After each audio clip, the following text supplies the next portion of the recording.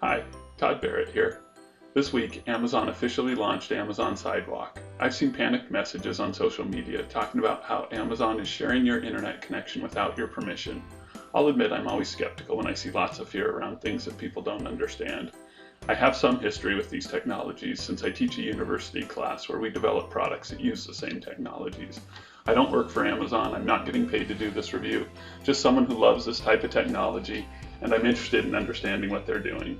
If you want to learn more about it, stay tuned. I'll walk you through it as straightforwardly as I can. Here's what we're going to cover in this video. What is Amazon Sidewalk? How do these things work? Wi-Fi, BLE, LoRa, Amazon Sidewalk, how do these all play together? Concerns with Amazon Sidewalk. Is it giving away my home internet to my neighbors? Does it put my home at risk? Is Amazon Sidewalk and these devices, are they safe to use? And what should I do? So let's start with what is Amazon Sidewalk. Amazon Sidewalk is a new offering from Amazon that opens the door for the next generation of smart IoT devices. This is how we build the Internet of Things. Network connectivity is always a challenge for low-power smart devices. Amazon Sidewalk's a new way to connect them back to the cloud by turning some existing Amazon products, like our Echoes or Ring cameras or whatever else, into a specialized gateway. Basically, it takes the internet connection that your Echo or Ring cameras is already using and it extends out over some new wireless technologies. These protocols have better range, use less power, and are available to any device within the new range of these. So how does it work? There are really three different wireless technologies being used here.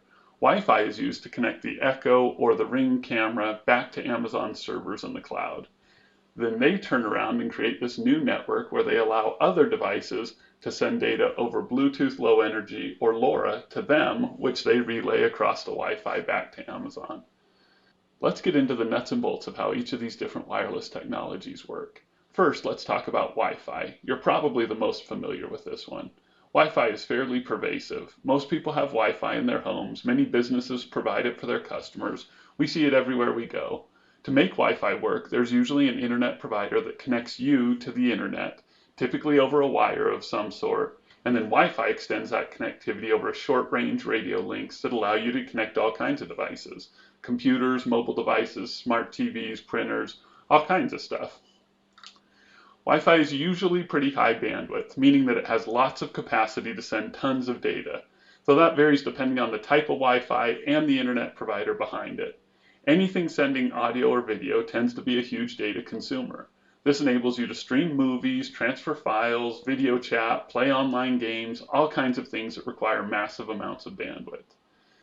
Many broadband users have at least 25 megabits per second of bandwidth available from their internet provider at home. Some people even have gigabit home internet. That's 1,000 megabits per second. Fast internet connections benefit from having really fast Wi-Fi as well. Because Wi-Fi keeps pushing toward more and more bandwidth, there's a shift to higher and higher radio frequencies for Wi-Fi. The two main radio frequencies that Wi-Fi uses are 2.4 gigahertz and 5 gigahertz. The FCC has recently opened up a big chunk of the 6 gigahertz spectrum to be used for Wi-Fi as well. So we expect to see new devices expanding into those bands over the next few years as manufacturers start to make products that use these new bands. One of the fundamental laws of physics, as you move to higher and higher frequencies, you can carry more data because the wavelengths are shorter and move faster. However, the radio waves don't penetrate as well. 6 gigahertz has tremendous bandwidth potential, but it doesn't go through walls as well as 5 gigahertz, which doesn't penetrate as well as 2.4 gigahertz. The lower the frequency, the better the radio waves propagate or go through things, but the lower the bandwidth. So range and bandwidth are often opposites. So as you go to higher and higher frequencies, you may not be able to reach the edge of your house or property without additional Wi-Fi devices. If you have smart lighting installed in your yard, it may not be possible for those devices to send and receive messages because they're outside of the range. Additionally, it requires a fair amount of power to connect to a Wi-Fi network. Wi-Fi requires devices to associate with it. This means the device goes through a bunch of steps to get on the Wi-Fi. It wakes up, it searches for known Wi-Fi, shares the secret password, introduces itself, asks for an IP address, and all that before it can even send the message it's trying to send. It can take 3 to 5 seconds for a device just to connect to the Wi-Fi before it even sends or receives a very brief message. So if you have a device that's running on battery, that makes it very difficult to make the device last more than a few hours before the battery drains. Much of that time is just turning the radio on, trying to get ready to send the message. Then you send a quick message and you go back to sleep and have to do it all over again in a few minutes. Many devices like smart lighting, door sensors, motion sensors don't require very much bandwidth for their messages. But you want to have a really good range and want them to have great battery life. Instead of a constant stream of video or audio data, they only send occasional messages saying things like, "I detected motion," or "turn on the lights." For these types of communications, there are much lower power wireless technologies available. Bluetooth Low Energy, or BLE, is one of the more popular ones right now. Very similar to its cousin Bluetooth that connects headsets and keyboards and mice, BLE is designed to connect smart devices. It also works in the 2.4 gigahertz range, just like the lower band of Wi-Fi. However, it transmits at a much lower power and uses different underlying modulation and interference avoidance techniques.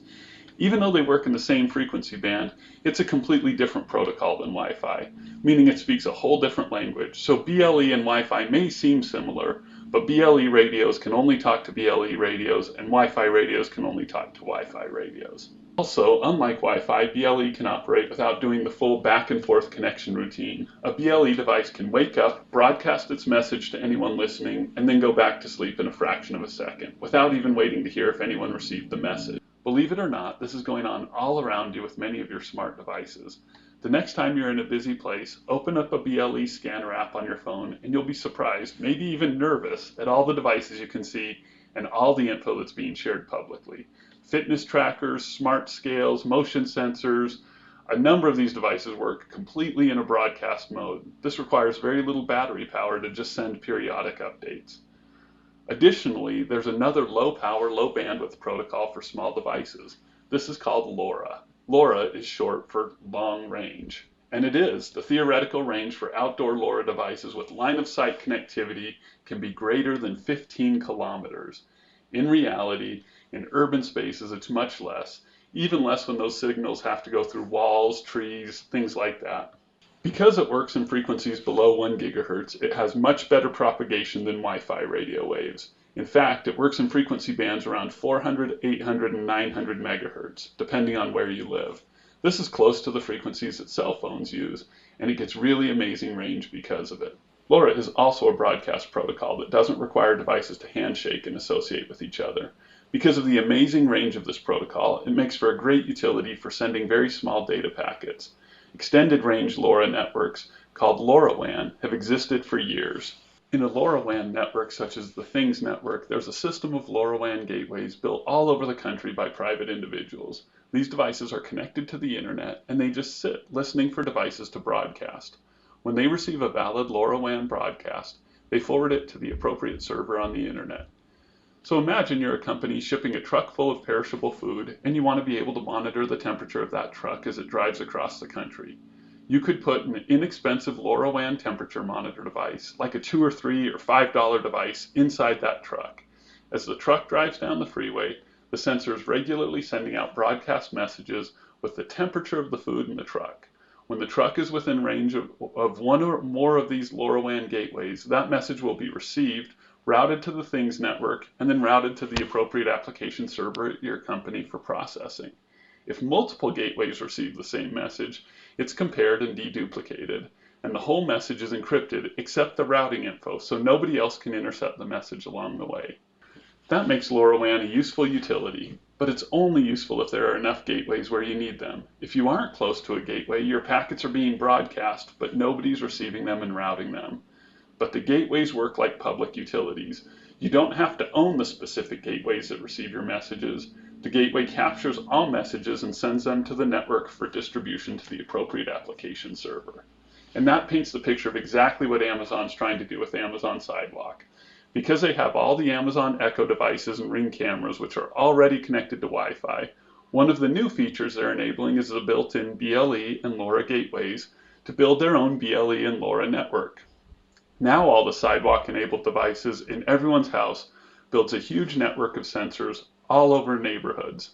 This means that the odds of having a gateway listening increase drastically, So new applications like asset tracking tags, smart devices, and sensors can exist all over.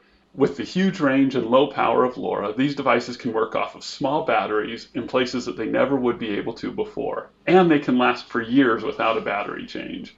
Because this mesh network is open to all Amazon Sidewalk devices, your smart device is connected even if you're far from home. You may be in a different state or across the country, and there will still be Amazon Sidewalk devices that can listen for asset tags or your pet's collar or whatever. So Amazon has taken this concept of a low power, long range mesh network and overnight has built a huge network of gateway devices. If we take one of the diagrams from the Amazon Sidewalk Privacy and Security White Paper, let's talk about what happens when devices send messages across the network. Don't worry, you don't have to have a deep understanding of programming for this to make sense. In this example, we have a smart light with a built-in motion sensor made by brand X. We are assuming that the device has already been set up. As part of that setup, the device registers with the brand X application server and at that time generates unique security keys that are only known to the device and the application server. Not even Amazon knows what these keys are. In this example, at 7 p.m., the smart sensor detects motion. It needs to broadcast a message across the Amazon Sidewalk network to get to the brand X application server. The message body it's going to send is brand X smart light detects motion on 4/3/20 at 7 p.m. So the device prepares this message internally. Before it broadcasts it, it encrypts the message body using the secret encryption key that only device and the application server know, represented by the orange tunnel in this diagram. This protects the message from everyone, even Amazon, while it is in transit. Before the device sends this message, it adds in some metadata for Amazon about the health of the network, if the Echo device is close to its data caps, where the device ID can be found in case a message needs to come back, and all of that. And then it encrypts the message again, represented by the blue tunnel in this diagram. But at this time, it uses the key for the Amazon Sidewalk network server when it encrypts it, which means Amazon will be able to decrypt it. It slaps a label on this package so Amazon knows who it is from and who it needs to go to when it decrypts it. So then we have the message encrypted within the encryption. It's like Inception, except it's not dreams, it's messages. So the sensor can now broadcast this device publicly. Everything is double encrypted except for a unique identifier. This message gets broadcast, and then it's picked up by an Amazon Sidewalk gateway on an Amazon Echo or a Ring camera as in this example. The gateway device verifies that it's a legitimate message, not a hacker, not some garbled transmission, but it's a good legitimate message. And then it goes ahead and encrypts the message one more time, this time represented by the gray tunnel. And it sends that message out over the Wi-Fi to the Amazon Sidewalk network server. Keep in mind that this package is now encrypted 3 times with different keys, so different devices can decrypt it later on. What they're doing here reminds me of an experience I had when I was younger. One year for Christmas, I wrapped a Christmas present multiple times. Each time I put a different label on it to someone else in my family. So Christmas morning, my mom opens the wrapping paper first, and inside there's another layer of wrapping paper. But now the gift label is to my dad, so she hands him the present. He opens it, and now it's got a label for my brother. He opens it, and sure enough, it now has a label for me. He begrudgingly hands the package to me. I open it, and wow, there's a package, something I'd always wanted, and I get to tell everyone that I did give them a present that Christmas. Everyone won that year. Almost. Now this triple encrypted message is sent across the internet by the Ring camera. It doesn't really matter what devices it has to pass through to get to the Amazon network server. Because the message is triple encrypted, like the traffic for your bank and other things, we believe that that's pretty safe across the internet. It arrives at the Amazon Sidewalk network server. This server is basically just a package verification and sorting facility. It unwraps the flex message encryption, that outer layer of encryption that was added by the gateway device. Inside, it finds the label for the device ID and then unwraps the next layer of encryption. It finds the ID of the application server, and if everything matches up and it's a legitimate message, it sends the message along, still encrypted with the base layer of encryption, the one that only the application server can decrypt. The application server is owned and controlled by brand X, so they receive the message and decrypt it, and now they know that the smart light detected motion at 7 o'clock p.m. on 4/3/20. They can now do whatever they want with that data. And it got from their smart light to their application server across the Amazon Sidewalk network with strong assurance that nobody else could read or tamper with that message. So in short, that's exactly what Amazon Sidewalk is. It's a mesh network. That means a network of a bunch of sensors, some overlapping, some off on their own, that are consistently listening for these special Amazon Sidewalk messages. When they receive one, they send it back to Amazon, who forwards it to the appropriate owner of that message. Because this is a utility, your message may be received by your Echo device, your neighbor's Echo device, or a complete stranger's Echo device far across the country. So that probably raises a couple concerns. Number one, is Amazon Sidewalk giving away my home internet to my neighbors? Number two, does it put my home network at risk? And number three, are Amazon Sidewalk devices safe to use? So is Amazon giving away my home internet to my neighbors? Let's keep in mind that these are specialized messages and they're tiny in comparison with many of the other things that Amazon Echo or Ring camera are already doing. In fact, Amazon describes that they've set thresholds where a gateway is limited to no more than 80 kilobits per second of Sidewalk traffic. To put that in perspective, Sidewalk cannot exceed 80 kilobits per second, but streaming music on your Amazon Echo uses over 300 kilobits per second. So well under a third of the bandwidth of streaming audio is the maximum that Sidewalk can consume. The Ring camera, it peaks between 1 and 2 megabits per second, depending on your recording quality. So according to Amazon, at its absolute worst, the Sidewalk service can't exceed a third of the bandwidth used to stream a song, or about 5% of the bandwidth that your Ring camera is already using to stream video. That doesn't seem like it's giving away a whole lot of internet. In a given month, the device can't exceed 500 megabytes of total traffic sent. So even if your internet provider caps you at a terabyte per month, and I'm looking at you, Comcast, then this uses 500 megabytes of the 1 million megabytes that Comcast allows. That's less than 0.05% of your total data cap for the month. If you're budgeting your data that tightly, then wow, that's impressive. So do you need to worry about Amazon Sidewalk giving away your bandwidth to your neighbors? Well, keep in mind, it's only used to send small text messages, no pictures, no video. These are really small messages, and it can only send up to 80 kilobits per second and no more than 500 megabits per month.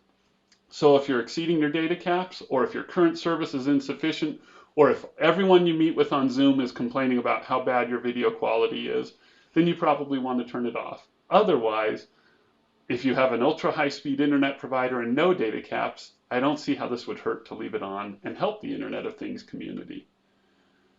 So does it put my home network at risk? This is the first concern I had when I looked at it. Opening up new wireless protocols on devices within a home network seems risky. However, keep in mind that Amazon Sidewalk messages are tested by the gateways to ensure that they're legitimate. They're also plain basic text messages. You can't send applications, video, audio, SSH, remote desktop. You can't do those protocols across Amazon Sidewalk. This is much more simplified transport than regular Wi-Fi is. Think of it like this. Wi-Fi is like UPS or FedEx or the Postal Service. It can transport all kinds of packages. Big packages, small packages, it can transport letters or crates, and you don't always know what's in those packages. Some could be pleasant surprises, and some could be malicious or dangerous packages. In that metaphor, Amazon Sidewalk is more like a telegraph operator. You can't send things, you can only send messages. Well, I'm sure that if you put enough smart bad people in a room, they could figure out how to compromise the telegraph system. It just isn't as easy to exploit as a package delivery system. As a side note, I would love to see a movie about some good old-fashioned telegraph hackers. Something like Live Free or Die Hard set in the Wild West. If you know of such a movie, or if you're making such a movie, please drop a comment below. I'd love to see it. So back to the safety of your home network. I just don't think that the risk level is as high with verified, triple encrypted plain text messages passing through this gateway. I'm not going to rule out the possibility, but it sure seems to me that in order to exploit Amazon Sidewalk, hackers would need to compromise your Amazon Echo or Ring camera itself. And if they're already compromising those devices, it doesn't matter if you have Sidewalk enabled or not. They're already in your home network. So I'm going to argue that Sidewalk doesn't open up much more of a threat than having the Echo or Ring in the first place. If you trust Amazon enough to welcome them into your home, put them on your Wi-Fi and allow them to listen to your conversations or view what's going on in your house, it seems a little odd to me that you draw the line at allowing simple notifications to pass through your network. Lastly, are Amazon Sidewalk devices safe to use? I guess there are two aspects to safety that I've had people ask about. The first is physical safety. Are the radio waves, the electromagnetic radiation from these devices going to physically hurt me? Will they cause cancer? So keep in mind that the frequencies and power levels used are all tightly regulated by the FCC. In order to maximize battery life, most devices using Amazon Sidewalk are going to use ultra-low power broadcasts, with LoRa frequencies as low as 400 megahertz or as high as 900 megahertz in the USA, and using the 2.4 gigahertz range for Bluetooth low energy. You aren't dealing with X-rays, gamma rays, or any of those harmful frequencies, and you're at such low power that the impact of this is negligible, especially compared to the cell phone that's already in your pocket or the Wi-Fi that's cooking throughout your house. Both of those have been certified as safe to use in your home. So I don't see any new challenges or threats from the electromagnetic radiation. In terms of information security, we talked about the triple encryption methods that Amazon Sidewalk uses. Additionally, they have constantly changing device IDs that make it very difficult, or they claim nearly impossible, to track users and devices as they move around from gateway to gateway.